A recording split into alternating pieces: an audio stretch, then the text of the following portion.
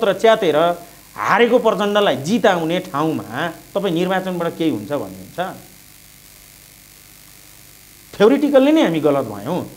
मैले अघि भनिनँ यो निर्वाचन एजेन्सीको पनि कर्मचारी जस्तो स्थितिमा पुग्यो। यो कसले बनायो त भन्दा आज राष्ट्रियतातिर थिए, कोही एकातिर थिए, तर बिपी त आफ्नो विचारमा त अडिक हुनुहुन्थ्यो नि। आज बिपीको विचार त मरेर गएको त छैन नि। वास्तवमा हामीले त्यही बिपीको विचार बोकेर हिँडेका छौँ। राष्ट्रस्थ सहितको प्रजातन्त्र विकास हुन्छ भन्ने भएको हामीले नयाँ दल किन खोल्नु पर्थ्यो?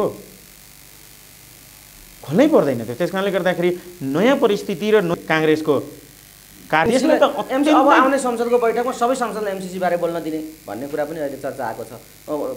क्रमशः प्रक्रियामा त जाँदैछ त यो, होइन? क्रमशः एमसीसीले देशमा एक किसिमको भाँडभैलो, राजनीतिमा चाहिँ भाँडभैलो लिएर आउँछ।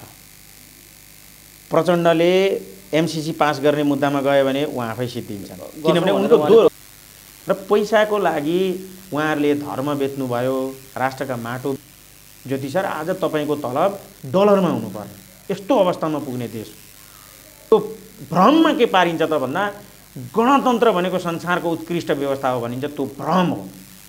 बेलायतमा नेपालका लागि नेपाली पार्टीका केन्द्रीय प्रमुख सचिव सागर खड्का आज हामीसँग प्रत्यक्ष कुराकानीका लागि हुनुहुन्छ। म उहाँलाई सिधा स्वागत गर्न चाहन्छु। सागरजी, स्वागत छ। हस्, धन्यवाद। तपाईँहरू नयाँ पार्टी खोलेर राजनीतिक अभियानमा जुट्नु भएको छ। राष्ट्रको राजनीति पेचिलो भयो भन्ने तर्क अहिले सर्वत्र उठेको छ। यो पेचिलो परिस्थितिमा तपाईँहरूको पार्टी चाहिँ के गर्दैछ बताउनुहोस् त?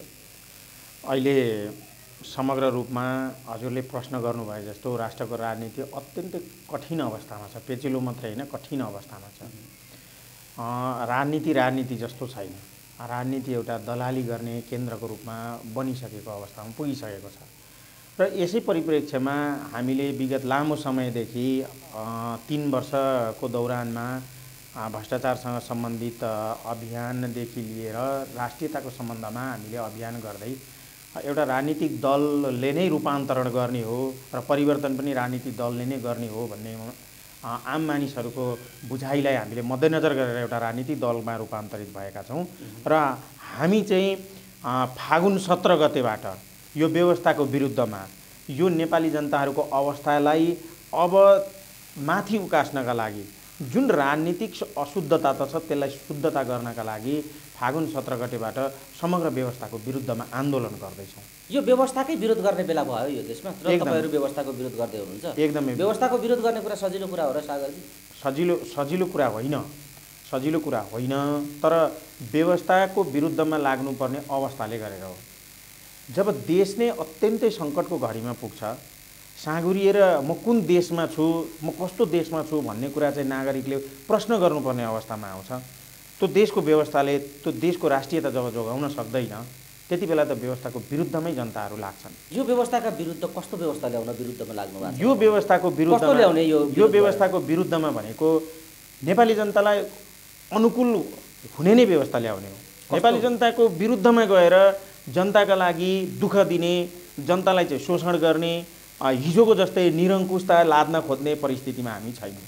हामी एउटा सबैको समान अस्तित्व होस् यो देशमा र सबैले मिलेर बस्न सक्ने परिस्थिति होस् र सधैँको राजनीतिक झगडा, यो चाहिँ गणतन्त्र, यो राजतन्त्रको झगडाले चाहिँ देशलाई कहीँ पनि पुर्याउँदैन भनेर एउटा बीचको बाटोबाट नेपाली जनताहरूलाई अब राजनीतिको गन्तव्यतिर लिएर जानुपर्छ भन्ने हाम्रो चाहिँ नि दृष्टिकोण हो। सबैभन्दा पहिला यो देशको राष्ट्रियता अत्यन्तै कमजोर भएको छ, जुन हजुरलाई पनि अवगत नै छ।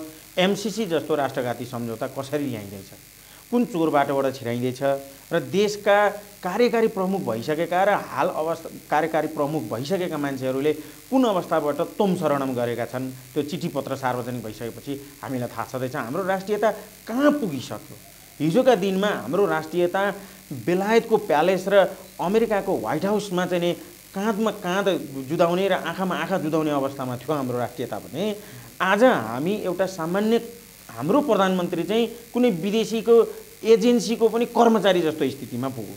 यो कसले बनायो त भन्दा आज राष्ट्रियता अत्यन्तै कमजोर अवस्थामा छ र त्यो राष्ट्रियतालाई मजबुत बनाउनका लागि, राष्ट्रिय एकता र राष्ट्रिय अखण्डताका लागि हामीले प्रयास गरेको र हामी त्यो किसिमको निकास चाहन्छौँ। तपाईहरु जुन प्रयास गर्दै हुनुहुन्छ नि, त्यो नेपालका लागि नेपाली पार्टीको एक्लो प्रयत्नले तपाईहरुको प्रयास सम्पन्न हुन्छ? तपाईहरुले त आफूसँग विचार मिल्नेहरूलाई पनि सङ्गठित गरेर लान सक्नु भएन नि त?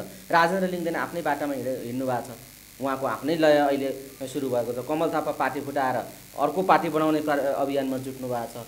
यता अन्य यस्ता फरक किसिमका पृथक विचार राख्ने अभियान र अभियन्ताहरू पनि आफ्ना आफ्ना सुरले हिँडिराखेका छन्। तपाईँहरूले सङ्गठित कसैलाई गर्नु भएको छैन, व्यवस्थाको विकल्प दिन्छौँ पनि भन्नुहुन्छ, यो कसरी सम्भव छ बताउनु? हजुरले एकदमै गहिलो प्रश्न राख्नुभयो। यो एकदम वजनदार प्रश्नको रूपमा मैले यसलाई लिएँ र जहाँसुकै जाँदाखेरि पनि तपाईँहरू एक हुन सक्नु भएन, एक ठाउँमा आउनुहोस् भन्ने खालको प्रश्न जहाँसुकै पनि आउँछ।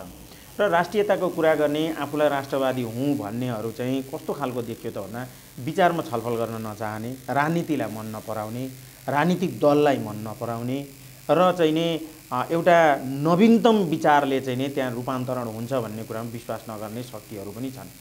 जस्तै कुनै पनि व्यवस्था परिवर्तन हुने दुईटा तरिकाबाट हुन्छ। एउटा आन्दोलन विद्रोहको तरिकाबाट हुन्छ, एउटा निर्वाचनको तरिकाबाट हुन्छ। वर्तमान अवस्थाको निर्वाचन प्रणालीबाट खराब मिसिनबाट तपाईँ एकदम ब्रान्डेड सामानको तपाईँ अपेक्षा गर्नुहुन्छ भने तपाईँ सुरुमै गलत हुनुहुन्छ। यो अहिलेको व्यवस्था भनेको निर्वाचन प्रणाली, यो व्यवस्था अन्तर्गत निर्वाचन प्रणाली भनेको एउटा कवाडी मेसिनबाट हामीले चाहिँ नि ब्रान्डेड सामान उत्पादन गरे जस्तै हो। यो कवाडी मेसिनबाट के उत्पादन हुन्छ त भन्दाखेरि त्यही भ्रष्टै उत्पादन हुन्छ। त्यही भएर यो अहिलेको अवस्थाबाट निर्वाचनबाट निकास निस्कनै सक्दैन र एउटा ठुलो क्रान्तिको जरुरी छ भन्नेमा हाम्रो मान्यता हो। हामी आन्दोलनबाट नै के गर्नुपर्छ त जनताका मागहरूलाई सम्बोधन गराउनुपर्छ भन्ने पक्षमा छौँ र केही साथी राप्रपा लगायतका चाहिँ नि दलहरू चाहिँ कस्तो त भन्दा निर्वाचनको माध्यमबाट भनेर भन्नुहुन्छ, जबकि उनीहरूको सङ्गठन कमजोर छ। त्यसमाथि यो निर्वाचन प्रणाली यति खर्चिलो र यति महँगो छ कि अरब र खरब रुपियाँ पैसा चाहिँ पानी बगाए जस्तो बगाउँदाखेरि पनि अत्याइराखेका छन्। जबकि प्रचण्ड र माधव नेपालहरू नै यो निर्वाचनमा जानका लागि खुट्टा कमाइराखेका छन् भने हामीले चाहिँ नि उनीहरूको निर्वाचनमा गइदिएर चाहिँ नि हामी व्यवस्था परिवर्तन गर्छौँ भने कस्तो खालको दिवा स्वप्न देखिरहेका छौँ। जबकि यही व्यवस्था अन्तर्गतको यत्रो नाम इमान पैसा सारा कुरा कमाएको प्रचण्ड चुनावमा जान डराइरहेका छन् भने राजेन्द्र लिङ्देनमा त्यत्रो धेरै तागत कसरी आयो कि चुनावमा गएर चाहिँ म व्यवस्था परिवर्तन गर्छु भन्ने यो दिवा स्वप्न होइन। यो चाहिँ कस्तो भयो त भन्दा 2-4 सिट ल्याउँछु, खिचलो सरकार हुन्छ, हिजो के भन्छ सूर्यबहादुर थापा र लोकेन्द्रबहादुर चन्द गए जस्तै तरिकाले कागताली लागेर प्रधानमन्त्री पो भइहाल्छु कि भन्ने ख्वाब मात्रै नभयो। त्यस कारणले गर्दाखेरि हाम्रो अर्को बुझाइ के पनि हो त भन्दाखेरि काङ्ग्रेस एमाले माओवादी जत्तिकै राष्ट्रघाती पार्टी नै हो राप्रपा। राप्रपामा नेतृत्व पो परिवर्तन भएको त विचार परिवर्तन त भएको होइन नि। त्यस कारणले विचार महान हुन्छ। हेर्नुहोस् बिपीलाई पनि यस्तै सङ्कट थियो। काङ्ग्रेस फुटेका थिए, कोही एकातिर थिए कोही एकातिर थिए, तर बिपी त आफ्नो विचारमा त अडिक हुनुहुन्थ्यो नि। आज बिपीको विचार त मरेर गएको त छैन नि। वास्तवमा हामीले त्यही बिपीको विचार बोकेर हिँडेका छौँ। राष्ट्रस्थ सहितको प्रजातन्त्र संहिता यो देशको लागि घातक छ। 3 तहको सङ्घीय व्यवस्थालाई खारिज गरेर 2 तहको सङ्घीय व्यवस्थामा जाउँ, स्थानीय तहलाई अझ मजबुत बनाऊ। कुनै नेतालाई व्यवस्थापन गर्नका लागि, मुख्यमन्त्री बनाउनका लागि चाहिँ सङ्घीय व्यवस्था ल्याउने होइन नि। संहिता भनेको त अधिकारको बाँडफाँड गर्ने शैली नै हो, शासन शैलीको चाहिँ एउटा परिपाटी नै हो। अब हामीलाई चाहिँ के भनिदिएको छ त, सिकाइदिएको छ भन्दा गणतन्त्र एकदम उत्कृष्ट व्यवस्था हो, सङ्घीयता उत्कृष्ट व्यवस्था, धर्मनिरपेक्षता नै उत्कृष्ट हो भनेर घोगाइदिएको कुरा मात्रै भन्नेहरू रटान गरेका मान्छेहरू छन्। र विभिन्न राष्ट्रवादी शक्तिहरू नमिल्नुको पछाडिको कारण चाहिँ के हो त भन्दाखेरि व्यक्तिगत अहम, स्वार्थ, राजनीतिलाई नबुझेर हो। तर हामी चाहिँ कस्तो त भन्दाखेरि हामी बिल्कुलै फरक ट्र्याकबाट गएको हौँ। यही राप्रपा, यही काङ्ग्रेस, यही एमाले, यही माओवादीहरूबाट परिवर्तन हुन्छ र यिनीहरूबाट विकास हुन्छ भन्ने भएको हामीले नयाँ दल किन खोल्नु पर्थ्यो? खोल्नै पर्दैन थियो। त्यस कारणले गर्दाखेरि नयाँ परिस्थिति र नयाँ बाटोबाट तपाईँ जाँदै हुनुहुन्छ भनेदेखि पुरानोसँग मिलेर तपाईँ कहीँ पनि पुग्नु। अहिले सागरजी यो तर्क एउटा कुरा हो, तर आन्दोलनले नै बदल्छौँ, आन्दोलन नै विकल्प हो, अरू प्रक्रियाबाट अब शासन व्यवस्था प्रणाली बदल्न सकिँदैन, सुशासन दिन सकिँदैन भन्ने जुन तपाईँहरूको पार्टीको र तपाईँको निष्कर्ष छ नि, अनि यो आन्दोलन कसरी हुन्छ त भन्ने एउटा प्रश्न छ क्या। कसरी आन्दोलनमा तपाईँहरू सफल हुनुहुन्छ? तपाईँको यो प्रणाली निर्वाचनबाट हुँदैन भन्ने छ तपाईँहरूको विश्वास। सरकारले 30 गते निर्वाचनको घोषणा गरिसक्यो, अब कसरी गर्नुहुन्छ परिवर्तन कसरी गर्नुहुन्छ बताउनु त? 30 गते त चुनावको घोषणै भइसक्यो। चुनावको यो हुने खालको चुनाव नै होइन, यो हुँदैन। यो नहुने आधार के हो? यो चुनाव नहुनुको आधार त सत्ताका गठबन्धनधारीहरूकै बिचमा भएको किचलोले नै यसलाई देखिन्छ। उहाँहरू नै अदालतबाट यसलाई रोक्नेतिर लागिराख्नु भएको छ। भनेपछि प्रचण्ड र माधव नेपालले यो रोक्नुहुन्छ। तपाईँको निष्कर्ष यो अदालतमा गएर भाँडभैलो गरेर यत्रो अदालतमा भाँडभैलो कसले गराएको हो? उहाँहरूको पार्टीको कार्यकर्ता त्यो अदालतमा छ, लयरले हालेर गराइहाल्नुहुन्छ नि। कसले गराएको भन्दैन यो अदालतको भाँडभैलो यो भाँडभैलो कसको हो भन्नु? यो भाँडभैलो त बाबुराम भट्टराई र माधव नेपाललाई बचाउनका लागि कार्तिक 15 गते जुन फैसला हुन लागेको थियो ललिता निवासको त्यो फैसलालाई रोक्नको लागि गरिएको न हो। नत्र भनेदेखि त उनीहरूको सबै थोक थियो नि, संयन्त्र सबै थियो, परमादेशबाट बनेको सरकार थियो, परमादेश दिने चोलेन्द्र शमशेर उनीहरूका प्रिय पात्र थिए। अनि तिनै पार्टीका कार्यकर्ता वकिलहरूलाई लगेर किन भड्काउनु पर्थ्यो? कारण के हुनसक्छ? कारण भनेको ललिता निवास थियो। त्यसबाट अब विमुख भए। उनीहरूलाई के थियो त भन्दा ललिता निवासको मुद्दा अब फेरि सुरुबाटै के गर्ने त भन्दाखेरि मुद्दा चाहिँ पेशी राखिएको छ। जुन फैसलाको मिति तोकिसकेको मुद्दा अब फेरि सुरुदेखि नै गर्नुको मकसद के थियो त भन्दा त्यो अदालतमा भाँड भैलो गर्नेदेखि लिएर सबै कुराको मकसद चाहिँ के हो त भन्दा यो नेतातन्त्र हो, यो गणतन्त्र होइन। नेतालाई कसरी फाइदा हुन्छ, अनुकूल हुन्छ, त्यो अनुकूलता अनुसारले चुनाव पनि हुने हो। र तपाईँले भन्नुभएको कुरामा निर्वाचनबाट हुँदैन, निर्वाचनबाट पनि हुन्छ। जहाँ स्वच्छ निर्वाचन हुन्छ, जहाँ निष्पक्ष निर्वाचन हुन्छ, जहाँ धाँधली हुँदैन, त्यहाँ पो निर्वाचनबाट हुन्छ त। बेलायतमा होला, अमेरिकामा होला, भारतमा केही हदसम्म होला, नेपालमा बक्सा साटेर मतपत्र च्यातेर हारेको प्रचण्डलाई जिताउने ठाउँमा तपाईँ निर्वाचनबाट केही हुन्छ भन्नुहुन्छ? थ्योरिटिकल्ली नै हामी गलत भयौँ। मैले अघि भनिनँ, यो निर्वाचन प्रणाली र यो निर्वाचन आयोग भनेको भ्रष्ट जन्माउने साधन हो। यदि त्यसो हो भने निर्वाचनबाट हुँदैन, आन्दोलनबाटै विकल्प दिनुपर्छ, निर्वाचनबाट परिवर्तन सम्भव छैन यो खालको भ्रष्ट निर्वाचनको प्रणालीद्वारा भन्ने तपाईँहरूको निष्कर्ष हो भने निर्वाचन आयोगमा पार्टी दर्ता गरेर सङ्घ चुनाव चिन्ह चाहिँ किन लिनुभएको हो? निर्वाचन आयोगमा पार्टी दर्ता गर्ने भनेको त सङ्घ चुनाव पनि लिने, चुनाव चिन्ह लिने, पार्टी दर्ता गर्ने, अनि यो प्रणाली नै मान्दैनौँ न, चुनावमा पनि जाँदैनौँ भन्ने, अनि यो दोहोरो कुरा भएन सागरजी? चुनावमा हामीले नजाने भनेको होइन कि, सङ्घ किन लिनु? जबसम्म तपाईँले चुनावको जुन सिस्टम छ नि, स्योर थाहा छ तपाईँलाई प्रचण्डले हार्ने हुँदैन। सिस्टम त त्यो थाहा छ, भ्रष्ट सिस्टम हो, यो प्रणाली सुधार गर्नुपर्छ भन्ने, नीतिगत सुधार गर्नु। जब भ्रष्ट जन्मिन्छ भन्ने कुरो थाहा छ, चोर जन्मिन्छ भन्ने थाहा छ भनेदेखि त्यो चोर जन्माउनका लागि सहयोग गर्नलाई हामी किन जाने? दर्ता गर्नुभयो त, चुनाव चिन्ह लिनु। त्यसको त्यो त प्रक्रिया भनेको भोलि कार्यक्रम गर्नुपर्छ, सारा कुरा गर्नुपर्छ, त्यसका लागि पनि त कानुनी तरिकाले त जानुपर्छ। एउटा अभियान भनेको अभियानमा मात्रै हुँदाखेरि त हामीलाई विभिन्न किसिमका चाहिँ किचङ्गलहरू आउँथे, सुरक्षाका कुराहरू आउँथे। पार्टीमा गइसके पछाडि त जबरजस्त यो पार्टी सिस्टममा त हामीलाई सुरक्षा गर्ने काम त यही सरकारको दायित्वमा रहन्छ नि त। सुरक्षाको दृष्टिकोणले हेर्नुहोस्, भोलि हामीले भने जस्तै किसिमबाट चाहिँ चुनावी प्रणालीमा चाहिँ जाने हो भनेदेखि त हामी चुनावमा जाउँला न, तर भ्रष्ट उत्पादन गर्ने चुनावमा सहयोग गर्नलाई हामी किन जाने?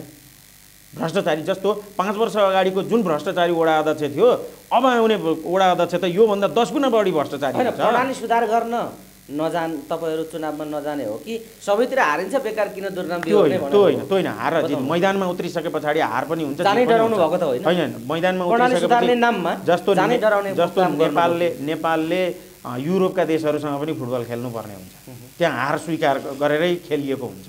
त्यसकारणले गर्दा हार र जित भनेको राजनीतिमा त्यो ठुलो कुरो होइन। हेर्नु, कुनै बेला काङ्ग्रेस सबैभन्दा ठुलो पार्टी थियो, कुनै बेला एमाले थियो, कुनै बेला के भन्छ माओवादी सबैभन्दा ठुलो पार्टी थियो। यो हार र जित भन्ने कुरो त जनतामा कस्तो तपाईँले कार्यक्रम लिएर जानुहुन्छ, कस्तो नीति लिनुहुन्छ, त्यो हो चुनाव भनेको। तर चुनावी प्रणाली नै गलत छ भनेदेखि त चुनावमा गएर त केही पनि काम छैन। अब कस्तो आउने हो त भन्दै गर्दाखेरि भ्रष्ट नै आउँछ, कम्प्लिट थाहा भइसक्यो। ल हेर्नुहोस् है, माधव नेपाल हार्न नहुने, प्रचण्ड हार्न नहुने, झलना थाप्न नहुने। हेर्नुहोस् है, वामदेवले हारे पनि के गरेर लिएर आउनुपर्ने, फेरि उसलाई सभासद बनाउनु पर्ने। यस्तो यो लथालिङ्ग, यो चाहिँ नि मान्छेलाई एउटा फेक किसिमको, यो चुनाव होइन क्या, यो फेक हो, यो फेक किसिमको चुनाव हो। अब के बाँकी छ भन्नु न? केही बाँकी छ? ललिता निवास बेचियो, नारायणीमा के गरियो, यत्र संरचनाहरू बेचिसके, उद्योग कल कारखाना केही बाँकी छ भनेको? 80 लाख नेपालीहरू चाहिँ जीवन मरणका लागि बाँच्नका लागि विदेशमा चाहिँ आफ्नो पसिना बगाइराखेको छ, के बाँकी छ? यी त सबै नटवरलाल न हुन्। तपाईँलाई म एउटा नटवरलालको म कथा सुनाउँछु। नटवरलाल यस्तो ठग, उसले ताजमहल 3 चोटि बेच्दियो, ताजमहल 3 चोटि बेच्यो, लाल किल्लै बेच्दियो।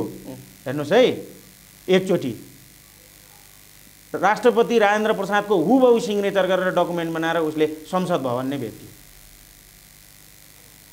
हुँदा राष्ट्रपति भवन पनि बेच्दियो। उसले संसद भवन बेच्दै गर्दाखेरि, पैसा लिँदै गर्दा, डिलिङ गर्दाखेरि संसद भवनमा देशको विषयमा ठुलो बहस भइरहेको थियो। हेर्नुहोस्, हाम्रो नेताहरू तिनै नटवरलाल हो। नटवरलाल त ठगी गर्थ्यो, उसले फेक कुरा बेच्थ्यो। तर हाम्रो नेताहरू चाहिँ कस्तो नटवरलाल हुन्छ भन्दा सिधै देशै बेच्दिने नटवरलाल, देखादेखि हाक्का हाकी। एमसिसी भनेको सुरुमा बैना मारे बाबुराम भट्टराईहरूले, त्यहाँ पछाडि अर्को बैना मारे काङ्ग्रेसको कार्कीले, त्यहाँ पछाडिबाट अब यो देशलाई चाहिँ पुरै चाहिँ बैनाबाट चाहिँ अब बेचिने दिने प्रक्रियामा शेरबहादुर र प्रचण्ड जाँदैछन्, जुन पत्र हामीले देखि नै गयौँ। यो भनेको त देशको माटो बेच्ने कुरा हो नि। धेरै तपाईँले विषयलाई एमसिसीतिर ल्याउनु भयो, राम्रै गर्नुभयो। म यता आउन खोजिराखेको थिएँ। यो एमसिसीको विषय अहिले जसरी पेचिलो ढङ्गले आयो भनिन्छ नि, यो अरूलाई मात्रै लागेको पेचिलो हो कि साँच्चै पेचिलो हो? यो साँच्चै पेचिलो। नेताहरू त सरल ढङ्गले लिइराखेका छन्। अब चुनावपछि चुनावसम्म लैजाउँ यो एमसिसीलाई, यत्तिकै चुनावपछि यसलाई प्रक्रियामा लैजाउँला भन्ने प्रस्ताव प्रचण्डजीले गर्नुभयो भन्ने कुरा पनि छ। पत्र पनि सार्वजनिक भएको छ। यो पत्र त धन्न प्रचण्डले यति गरेर त 4 महिनासम्म भए पनि रोकियो त एमसिसी, अमेरिकालाई पर ठेल्न सक्यो, यस्ता तर्क पनि उठ्न थालेका छन्। अब बताउनुहोस्, यो एमसिसी बाहिर अरूलाई मात्रै सिरियस विषय लागेको हो कि यो साँच्चै सिरियस विषय हो? यो अत्यन्तै अहिलेको पेचिलो विषयमा हजुरले प्रश्न राख्नुभयो। वास्तवमा प्रचण्डले रोके, यो गरे भन्ने विषय नै होइन। जबकि यो एमसिसी भन्ने विषय उठाउने हो भनेदेखि हामी सिद्धिन्छौँ भन्ने नेताहरूलाई थाहा छ। एमसिसी ल्याएन भने पनि हामी मर्छौँ उनीहरूलाई नि त्यो पनि थाहा छ। यो यस्तो पेचिलो विषय भएर आयो कि एउटा बनारसी लड्डु जस्तो खाओ तब भी पस्ताओ, नै खाओगे तब भी पस्ताओगे भने जस्तै नेताहरूको लागि यो चाहिँ घाँटीमा अड्केको हड्डी जस्तै भयो। न भित्र निल्न सक्ने, न बाहिर उकाल्न सक्ने एमसिसी त्यस्तो अवस्थामा घाँडो रूपमा बसेको छ। एकातिर चीनको दबाब, एकातिर अमेरिकाको प्रेसर, यो दबाब यो सहन नसकेर नेताहरूको ओर तालु सुकिसकेको अवस्था छ। के गर्ने त? यसको निकास के हो त? अब आउने संसदको बैठकमा सबै सांसदलाई एमसिसी बारे बोल्न दिने भन्ने कुरा पनि अहिले चर्चा आएको छ। क्रमशः प्रक्रियामा त जाँदैछ त यो, होइन? क्रमशः प्रक्रियामा होइन, चोरबाटोबाट भनि न। यिनीहरू नटवरलाल हुन्। यी नटवरलालहरूले चाहिँ चोर्नभन्दा बाहेक केही पनि जानेका छैनन्। संसदमा टेबल नहुने, संसदीय समितिमा गएर छलफल गर्ने, यस्ता चोर बाटोहरू अपनाउने जुन प्रणालीहरूमा गइराखेका छन् नि, त्यसले त अझ झन् राष्ट्रको त बेइज्जत हुन्छ नि। प्रचण्डले लेखेको चिठीले देशको कूटनीति कहाँ गयो त? एउटा सामान्य नियोगलाई देशको प्रधानमन्त्रीले, भूतपूर्व प्रधानमन्त्रीले वा चाहिँ प्रधानमन्त्रीले चिठी लेख्ने हो। त्यो पनि कसलाई त भन्दाखेरि कर्मचारीलाई। त्यो काम त सामान्य एउटा खरदारलाई लगाए हुँदैन भने। हाम्रो देशको इज्जत कहाँ लगिराख्नु भएको छ उहाँहरूले? अनि उहाँहरूको बुझाइ कस्तो छ त भन्दाखेरि हाम्रो वास्तवमा जनताहरूमा पनि, कार्यकर्ताहरूमा पनि एउटा बुझाइ कस्तो छ भने प्रचण्डले ठिक भन्दै ठिक, प्रचण्डले बेठिक भन्दै बेठिक, शेरबहादुरले ठिक भने ठिक, शेरबहादुरले बेठिक भने बेठिक। के हामी मानसिकताको र दिमागको प्रयोग नै गर्न सक्दैनौँ? हामी त्यस्तो अचेत हौँ। मरेको लास जस्तो चाहिँ कार्यकर्ता भएर बाँच्नुभन्दा बरु सामान्य त्यो पार्टीको किन कार्यकर्ता हुनु पर्यो? नागरिकता लिएर सम्मानित भएर बसे हुँदैन भने? खोइ लोकेन्द्र विष्टहरू बसिरहेका छन् त, थुप्रै माओवादीहरूले छोडे त प्रचण्डलाई। नागरिकता लिएर सम्मानित नागरिक भएर बस्नुहोस् न बरु। उसका झुटमाथि झुटको चाहिँ साँची भएर अपराध किन बोकिराख्नु भएको छ? शेरबहादुरले गरेको अपराध गाउँको सामान्य कार्यकर्ताले किन बोकेर बस्ने भनेको क्या? कति ठगिनेको पनि एउटा सीमा हुन्छ नि। यो एमसिसीले कस्तो कोर्स लिँदैछ त? अब तपाईँले बुझेको अब कोर्स कसरी, यो एमसिसीले कसरी कोर्स लिन्छ? यो चोरबाटो के खोजिएको छ? यो चोरबाटो भने के हो? एमसिसीले अब कस्तो कोर्स लिन्छ यो बताउनुहोस् त। एमसिसीले देशमा एक किसिमको भाँडभैलो, राजनीतिमा चाहिँ भाँडभैलो लिएर आउँछ। प्रचण्डले एमसिसी पास गर्ने मुद्दामा गयो भने उहाँ आफै सिद्धिन्छन्, किनभने उनको दोहोरो चरित्र प्रचण्डको पार्टी नै फुट्छ। प्रचण्डको पार्टी नै फुट्छ, उसको पार्टी नै रहँदैन। त्यो प्रष्टै रूपमा देखिएको छ। अब देउवाले लिएर जाने परिस्थिति भयो, प्रचण्डहरूले साथ दिएनन् र एमालेसँग जाने हो भनेदेखि एमालेमा पनि भाँडभैलो हुन्छ। यसले चाहिँ के गराउँछ त भन्दा एउटा राजनीतिक द्वन्द्वको स्थिति सिर्जना हुन्छ।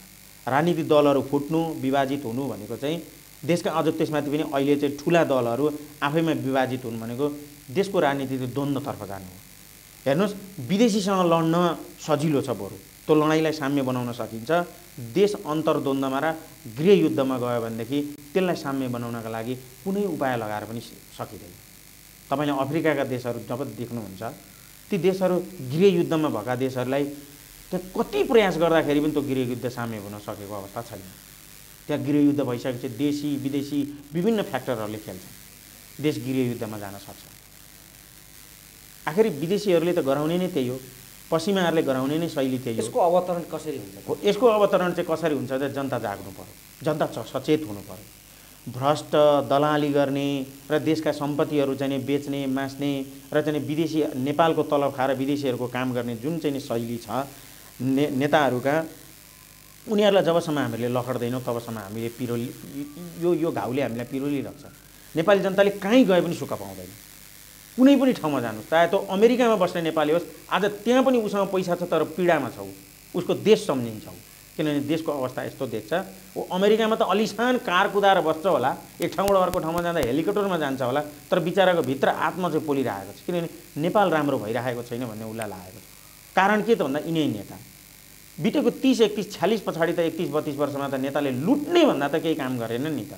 हामीले देखेकै छौँ नि, के बाँकी रह्यो त? जसले जे कुरा दिनु मात्रै त्यसलाई हामीले देख्नै सकेनौँ। राजा महेन्द्र जसले यो देशलाई दिए मात्रै, उसले लिएर त केही पनि गएनन् नि।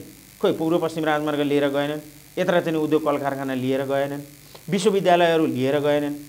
उसैले खोलिदिएको विश्वविद्यालयमा मास्टरी गर्ने हो नि के भन्छ पुष्पकमल दाहालले। अर्को इन्डियाले खोलिदिएको विश्वविद्यालयमा त मास्टरी गरेको होइन, महेन्द्रले नै खोलेको स्कुलमा पढ्या हो। खोइ एउटा स्कुल खोले त माओवादीले। त्यही भएर त हामी किन चाहियो त भनेर भन्दै गर्दा हामी शिक्षा र स्वास्थ्य निःशुल्क गर्छौँ। बुढा नीलकण्ठ र सेन्ट जेभियर जस्ता स्कुलहरू चाहिँ 553वटा पालिकामा खोल्न किन नसक्ने? हामी खोल्छौँ। त्यो पैसा यहीँ छ, यिनै भ्रष्टहरूसँग छ। अहिले हेर्नुहोस् राजस्व 20% मात्रै उठ्छ, 80% राजस्व त चुवावटमा जान्छ। केजरीवालले यो गर्न सक्छ, हामीले गर्न सक्दैनौँ। यहाँ त बस इच्छा शक्ति चाहिन्छ नि। यो एमसीसीले नै विकास गरेको एउटा कोर्स, एकातिर एमसीसी पक्षधर अर्कातिर एमसीसीका विपक्षी जस्तो भएर पक्ष र विपक्षमा अहिले राजनीति समाज जनता बाँडिएको स्थिति छ। त्यही सन्दर्भमा तपाईहरू लगायतको 22 दलको मोर्चाले आन्दोलनको घोषणा गरेको छ यो एमसीसी विरुद्ध। तर अरू फेरि दुईटा राजनीतिक दलले अर्को छुट्टै खालको अर्को एमसीसी विरोधी आन्दोलन सुरु गरेका छन्। यो एमसीसी विरोध गर्नेहरूको बिचमा पनि किन एकता भएन? यो आन्दोलन अब कसरी अगाडि जान्छ? कस्तो खालको आन्दोलन? यहाँ पनि कस्तो तपाईहरूको आन्दोलनको परिकल्पना कस्तो हो? यो 22 दलको आन्दोलनको बताइदिनु। यहाँ यो आन्दोलनको परिकल्पना कस्तो त? हामी चाहिँ के भन्छौँ भने चाहे त्यो वामपन्थी होस्, चाहे त्यो दक्षिणपन्थी होस्, चाहे त्यो बिचको शक्ति होस्, त्यो सेन्ट्रिक होस्, चाहे सेन्टरबाट लेफ्ट होस्, चाहे सेन्टरबाट राइटिस्ट होस्, सबभन्दा पहिला उसलाई देश दुख्नुपर्छ। चाहे त्यो राजावादी होस्, चाहे गणतन्त्रवादी होस्, यो देश त सबैको हो नि। राजनीति गर्ने कुराहरू, राजनीतिका कुराहरू, तन्त्र मन्त्रका कुराहरू पछि पनि गर्न सकिन्छ। देशै नरहे के गर्न सकिन्छ? हामी चाहिँ जोसँग पनि मिलेर देश बचाउने अभियानमा लाग्छौँ। भोलि देश बचाउनु पर्ने स्थिति भयो भने भोलि विप्लवसँग सँगसँगै हामी लड्न नि सक्छौँ नि। सँगै हतियार बोकेर लडौँला न विप्लव र हामी। तर देश त उसको पनि त्यति नै हो, हाम्रो पनि त्यति नै हो नि। हामी चाहिँ त्यो दृष्टिकोणबाट हेर्छौँ। भोलि हाम्रा सैद्धान्तिक विषयहरूलाई नमिलेका विषयहरूलाई त हामी भित्र मिलाउँला, तर जब विदेशी यहाँनिर आइपुग्छ त्यति बेला त देश त अफ्रिकाको रुवान्डा हुने हो नि, सिरिया हुने हो नि। त्यति बेला त कहाँ विप्लव, कहाँ मोहन वैद्य, कहाँ प्रचण्ड, कहाँ चाहिँ नि शेरबहादुर, कहाँ केपी ओली, कोही पनि हुँदैन। यहाँ त सब भताभुङ्ग हुन्छ। त्यस कारणले गर्दाखेरि 22 दलको आन्दोलन भनेको चाहिँ गणतन्त्र र राजतन्त्र, राजा र चाहिँ राष्ट्रपतिको कुरा बिर्सेर सिर्फ देश नेसन फर्स्ट भन्ने आन्दोलन हो। तर केही साथीहरू चाहिँ कस्तो पनि हुनुहुन्छ त भन्दा होइन, राजावादीलाई यसमा मिसाउनु हुँदैन, फलानुवादीलाई मिसाउनु हुँदैन, ऊ धर्मका मान्छेलाई मिसाउनु हुँदैन। के वेद पढ्ने मान्छेको चाहिँ यो देश होइन? सबैको हो नि देश। के किराँतको मुन्दुम पढ्नेहरूको चाहिँ देश छैन? के त्रिपिटक पढ्नेहरूको चाहिँ देश छैन र? यो सबैको हो नि देश। त्यस कारणले गर्दाखेरि यो एमसीसी जस्तो यस्तो किसिमको चाहिँ सम्झौताहरू फेरि पनि नेताहरूले गर्न सक्छन्। त्यस कारणले गर्दाखेरि यिनीहरूलाई नै कति दिन हामी यो पुरानो मेसिन पाल्ने, कति दिन यस्ता सेता हात्तीहरूलाई पार्ने?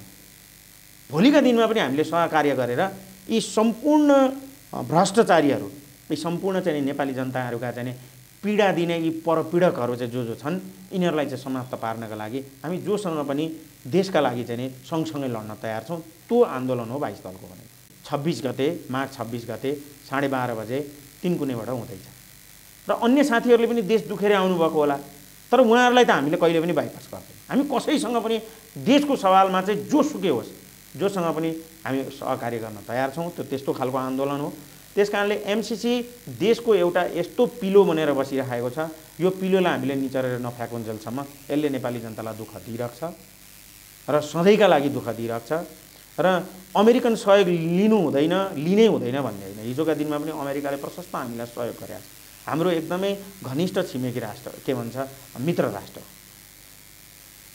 तर ती सम्झौताहरूमा के त्यहाँ हाम्रो देश रहन्छ कि रहँदैन भन्ने कुराको ग्यारेन्टी नेताजीहरूले गर्न सक्नुहुन्छ? किन आज भीमरावलहरू, देव गुरुङहरू र चाहिँ पढे लेखेका एउटा किसिमका जमातहरू चाहिँ एमसीसीको विरुद्धमा छन् र जो चाहिँ स्योर दलालहरू हुन् है, यिनीहरू चाहिँ विदेशीका पैसा खान्छन् है, हिजो विदेशी न्युयोर्कमा गएर काम गरेका मान्छेहरू हुन् है भन्ने मान्छेहरू चाहिँ एमसीसीको पक्षमा बोलिरहेका छन्। हामीले अमेरिकाको अनुदान नै नलिऊ, सहयोग नै नलिऊ भनेको होइन। अमेरिकालाई सहयोग गरेर यो देश अमेरिका जस्तै बनाइदिनु छ भने पनि हामीलाई आपत्ति भएन, तर हाम्रो स्वतन्त्रता चाहिँ हामीलाई प्यारो छ है।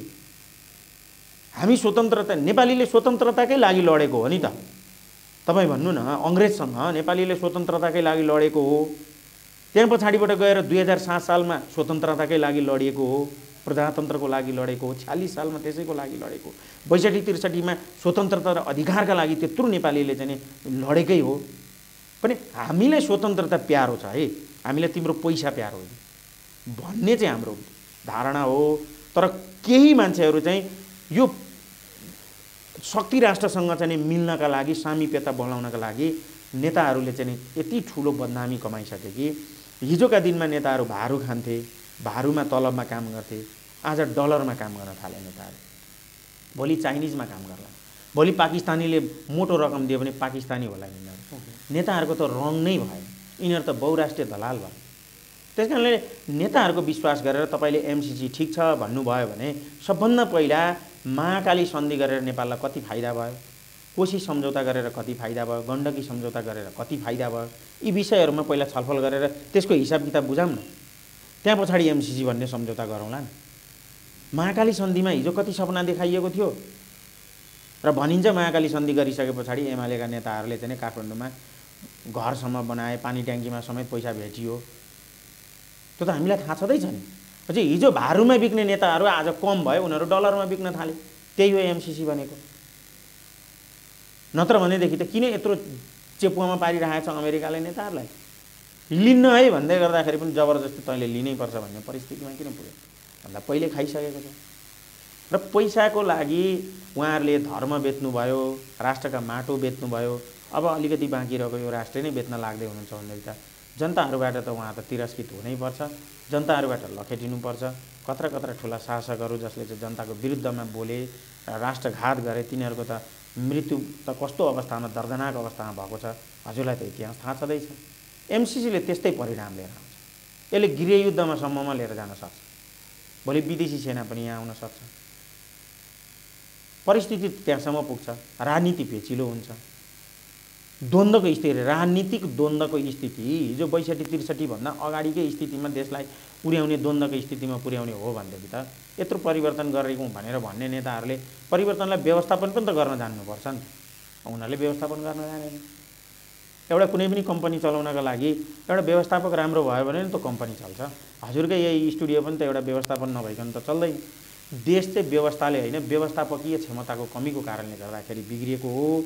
त्यही भएर सबैजना अटाउने, त्यहाँ कुनै न कुनै किसिमको राजा पनि अठाओस्, जनताको छोरोले शासन गरोस्। त्यही भएर हामीले प्रत्यक्ष निर्वाचित प्रधानमन्त्री भनेका हौँ। र जनताका छोराहरू चाहिँ नि प्रतिनिधि भएर जाने थलोमा चाहिँ नि जनताको प्रतिनिधित्वको जस्तो होस् है। उसले चाहिँ राज्यका स्रोतहरूलाई कसरी बाँडफाँड गर्नुपर्छ, राज्य स्रोतमा तल्लो लेभलको जनताहरूको चाहिँ पहुँच कसरी हुन्छ भन्ने कुराहरूको निर्णय गर्न पाओस्। आज हेर्नुहोस्, पुलिसको एउटा इन्सपेक्टरलाई सरुवा गर्न सक्ने स्थितिमा छैन हाम्रो सरकार। दूतावासले सरुवा गर्छ। दूतावासले एउटा पुलिसको इन्सपेक्टर डिएसपीलाई सरुवा गर्छ। त्यहाँसम्म चासो पुगिसक्यो। अनि यो देश कुनै देशको प्रान्त हो कि साँच्चै नेपाल भन्ने नै देश हो? नाम मात्रै नेपाल लेखेर हुन्छ? यहाँको प्रशासन हाम्रो हातमा हुनु पर्दैन? यहाँको राजनीति हाम्रो हातमा हुनु पर्दैन? सम्पूर्ण रूपमा हामीले गुमाइसक्यौँ। कति गुमाउने अब यही बाँकी भएको अलिकति माटो देश यही पनि गुमाउने अवस्थामा पुग्यौँ भने तपाईँ हामी कहाँ जाने? अफगान नागरिक भागे जस्तो हामी भाग्ने? सिरियामा नागरिकहरू चाहिँ रुवान्डामा चाहिँ नागरिकहरूले चाहिँ एउटा पावरटीको लागि लडे जस्तै लड्ने हामी? सब थोक छ। प्रकृतिले दिन बाँकी केही राखेको छैन। सब थोक छ। एउटा असल नेतृत्व मात्रै नभएको। त्यो व्यवस्थापकीय क्षमता भएको नेतृत्व आउने हो भने यो देश 10 वर्षमा काया पलट हुन्छ। त्यति ठुलो सम्भावना भएको देश हो क्या। आज तपाईँको तलब डलरमा हुनुपर्ने ज्योति सर, आज तपाईँको तलब डलरमा हुनुपर्ने यस्तो अवस्थामा पुग्ने देश। हामी सुनको कचौरा मागेर भिख मागिराखेका छौँ। नेतृत्व एउटा असल नेता कहाँबाट पैदा हुन्छ त? एउटा असल समाज त यही सुन्नु न, एउटा असल नेता कसरी बन्छ त भन्दाखेरि उसको पृष्ठभूमिलाई हेरेर पनि बन्छ। एउटा पृष्ठभूमि, नैतिकता। वास्तवमा नेताहरू भनेको चाहिँ नि नेपालमा कस्तो खालको बन्ने परिपाटी भयो त भन्दा स्कुल कलेजमा नपढ्ने। हेर्नु है, म पनि एउटा कलेज पढेर आएको हो। कलेजमा सबैभन्दा कहिले पनि क्लास नलिने, भाँड भैलो गर्ने, ढुङ्गा हान्न जान्ने चाहिँ कलेजको नेता हुन्छ। हेर्नुहोस् है, उसलाई केही पनि थाहा छैन, उसले कमाउनै पर्दैन, उसलाई खुरुखुरु आउँछ। मसँगै पनि, इभन मसँगै कलेजमा राजनीति गरेका साथीहरू आज हामीलाई बिहानदेखि बेलुकासम्म काम गरेर खानलाई गाह्रो छ भने उनीहरूले केही काम नगर्दा नि काठमाडौँमा 2-4वटा घर छ। कहाँबाट आउँछ भन्नु त? भनेको नेता भन्ने बित्तिकै चाहिँ नि कस्तो भयो त भन्दा हामीले पढे लेखेको मान्छे हुनुपर्छ, इमान्दार हुनुपर्छ, स्वच्छ छविको हुनुपर्छ भने परिकल्पनै बाहिरबाट निकाल्दियौँ क्या। नेता भनेको चाहिँ ठग हुन्छ, छट्टु हुन्छ, बोल्न जान्ने हुन्छ भने काम गर्न जान्ने नेता हुनुपर्छ, भिजन भएको हुनुपर्छ भन्ने हामीमा सोच आएन। जब तपाईँमा त्यो सोच आउँछ र तपाईँ त्यो पृष्ठभूमि भएको मान्छेलाई छान्न थाल्नुहुन्छ नि, त्यति बेला नेता जन्मिन्छ। हामीलाई एउटा माथिर चाहिएको हो, हामीलाई एउटा लिक्वान्यु चाहिएको हो, हामीलाई एउटा देङ स्याओपिङ चाहिएको हो, हामीलाई धेरै मान्छे चाहिएको होइन क्या। यहाँ त कस्तो भयो त भन्दा भाँडाका टट्टु नै टट्टु भएर को कहाँ बिकेको छ भने थाहा नहुने परिस्थिति भयो क्या नेताहरू। मैले भनिनँ, भारू खाँदा खाँदै डलरमा बिके, डलर खाँदा खाँदै युएन कति खाने। अब कुनै दिन यिनीहरूले पाकिस्तानी पैसा खाएर देशलाई फेरि यहाँ मुस्लिमीकरण गर्न पनि बेर छैन। जे पनि सम्भावना छ। नेताहरूबाट विश्वास चाहिँ उहाँहरूले जनताहरूसँग विश्वास गुमाइसक्छ। सागरजी, हामी कुराकानीको अन्तिम चरणमा छौँ। अब जाँदा जाँदै यी समस्या देखाउने कुरा ठुलो कुरा होइन, सबैले देखेकै छ। समाधान के हो भन्ने कुरा नै आजको आवश्यकता हो। यी सारा चुनौतीहरूबाट उन्मुक्ति कसरी लिने, यी चुनौतीहरूको अवतरण कसरी गर्ने भन्ने आजको प्रश्न हो। तपाईँहरूले सोचेको, तपाईँहरूको पार्टीले बुझेको यो अवतरण र यो चुनौतीको सामना गर्ने बाटो के हो? जाँदा जाँदै के भन्न चाहनुहुन्छ? सबैभन्दा पहिला म सम्पूर्ण नेपाली जनताहरू जो चाहिँ यो तपाईँको लोकप्रिय मिडिया मार्फत मलाई सुनिराख्नु भएको छ, मेरो विनम्र आग्रह र अनुरोध के हो भने देशको अहिलेको अवस्था यस्तो हुनुमा कसको दोष हो? यो सामान्य जनताको मात्रै दोष छैन। जसलाई हामीले देश जिम्मा लगाएको छौँ तिनीहरूकै दोष हो। र समस्या मात्रै देखाएर कहिले पनि अगाडि पुगिँदैन, समाधान पनि देखाउनुपर्छ। हामीले समाधानसहितका उपायसहित कहाँ कहाँ भ्रष्टाचार हुन्छ र भ्रष्टाचारलाई रोक्नका लागि हामीले पहिलो प्रयास के गर्नुपर्छ भन्ने समेतको योजना बनाएर आएका छौँ। र कतिपय अवस्थामा त हामीले मोटै फाइल बनाएका छौँ केही मान्छेहरूलाई चाहिँ कसरी तगा लगाउने र कसरी कारबाही गर्ने भनेर। हामीले भनेको भ्रष्टाचारीलाई कारबाही गर्ने नागरिक आयोग कति शक्तिशाली हुन्छ र हामीले कति दिनभित्रमा ठुला ठुला भ्रष्टाचारीलाई समाउन सक्छौँ, पक्र्न सक्छौँ भन्ने योजनासहित हामी आएका छौँ। हामी चाहन्छौँ तरिकाले आएका छैनौँ। हामी आउनु ठुलो कुरो होइन, आइसके पछाडि कसरी टिक्ने, कसरी व्यवस्थापन गर्ने, कसरी डेलिभरी गर्ने। हामीले संहिताको विरोध गरेर मात्रै हुँदैन, त्यसको विकल्प पनि दिन सक्नुपर्छ। हामीले त्यो विकल्पसहितको व्यवस्था गरेका छौँ। हामीले राजाको कुरा मात्रै गरेर हुँदैन, राजालाई राखेर लामो समयसम्म त्यसलाई टिकाउने कसरी, राष्ट्रियतासँग त्यसलाई कसरी जोड्ने, त्यसका पनि के अधिकार हुने र भोलि त्यसले फेरि प्रजातन्त्रमाथि प्रहार नगरोस् भन्ने त्यसको सूत्रहरू के हुन्छन् भनेर पनि हामीले टुङ्गो लगाइसकेको अवस्था छ। र त्यही भएर धेरै साथीहरू के भन्नुहुन्छ त भन्दाखेरि तिमीहरू राजावादी हौ, तिमीहरू फलानुवादी हौ, तिमीहरू यो अहिलेको व्यवस्थाको विरुद्धमा लाग्छौ। यही व्यवस्थाबाट सबै कुराको समाधान हुन्थ्यो भने विप्लव र प्रचण्डहरू किन छुटिए? जब जुन व्यवस्थाका लागि लडेका मान्छे त एक ठाउँमा छैनन्, यसबाट केही हुँदैन भनेर छुटिसके भने अब काङ्ग्रेसका मान्छेले यो व्यवस्था थामिदिएर थामिन्छ, तपाईँ हामी जनताले थामेर थामिदिन्छ। त्यही भएर व्यवस्था कुनै पनि देशको अवस्था बदल्नका लागि कडी हुँदैन, व्यवस्थापन चाहिँ हुन्छ। राजा भएका देशहरू पनि एकदमै विकसित भएका छन्, गणतन्त्रका देश पनि। यो भ्रममा के पारिन्छ त भन्दा गणतन्त्र भनेको संसारको उत्कृष्ट व्यवस्था हो भनिन्छ, त्यो भ्रम हो। बेलायतमा उत्कृष्ट व्यवस्था छैन र राजसंस्था छ त। त्यही भएर यो भ्रमबाट बाहिर निस्क्यौँ र हामी सबै मिलौँ। यो कहिले पनि नटुङ्गिने राजतन्त्र र गणतन्त्रको मुद्दालाई कति दिनसम्म हामीले लिएर जाने? यसलाई हामीले टुङ्गोमा पुर्याउनुपर्छ, व्यवस्थित बनाउनुपर्छ र हरेक समस्याका समाधानहरू हुन्छन्। र अहिले यतिमै मैले सबै समस्याका समाधानहरू के हुन्छन् भनेर तपाईँलाई भनेर यहाँबाट म भन्न सक्ने अवस्थामा छैन। किनभने तपाईँ र हाम्रो लामै छलफल हुनुपर्छ र हाम्रो डकुमेन्टहरू पुर्याउनु पर्ने ठाउँहरूमा हामीले पुर्याइसकेका छौँ। त्यसकारणले गर्दा 17 गते फागुन 17 गतेबाट व्यवस्थाको विरुद्धमा परिवर्तनका लागि नागरिक आन्दोलन भनेर जुन हामीले थालेका छौँ, वास्तवमै जनताको साथ त्यहाँ हुनुपर्छ र चाहिँ समग्रतामा अब हामीले परिवर्तन चाहने हो भने एउटा चेली जसले आफ्नो श्रीमानलाई आफूसँगै बसोस् र यिनीहरू सानो भए पनि काम गरोस् भन्ने चाहन्छ भनेदेखि त्यो चेली अब आफ्नो बच्चा च्यापेर आन्दोलनमा आउनुपर्छ। एउटा दिदी आफ्नो भाइ चाहिँ भाइटिकामा टिका लगाउने भाइ चाहिँ यी देशमै होस् है भन्ने चाहन्छ भनेदेखि उसले साँच्चै हाम्रो आन्दोलनमा आउनुपर्छ। एउटा बाउ आफ्नो एउटा प्राणभन्दा प्यारो छोरो वा छोरीलाई जुन विदेशमा उसले बेच्नुपर्ने बाध्यता छ र यही देशमा बसोस्, मेरै आँखाको वरिपरि होस्, मेरै सहारा बनेर बसोस् भन्ने यदि बाउ चाहन्छ भने त्यो बाउ पनि आन्दोलनमा आउनुपर्छ। ठिक छन्, यिनै भ्रष्ट ठिक छन् भन्ने यदि कसैले चाहन्छ भने हामीले प्रयास गरेका हौँ। इतिहासले हाम्रो मूल्याङ्कन गर्ला। यस्ता मान्छेहरूले यस्तो किसिमको प्रयास गरेका थिए, हामीले उनीहरूलाई साथ दिनौँ भन्ने कुनै न कुनै दिन जनतामा पनि चेतना खुल्ला। हामीले प्रयास गर्ने हो, निरन्तर लड्ने हो। फागुन 17 गतेमा को आन्दोलनमा सरिक भइदिनुका लागि म सम्पूर्ण नेपाली जनतालाई विनम्र आग्रह र अनुरोध गर्दछु।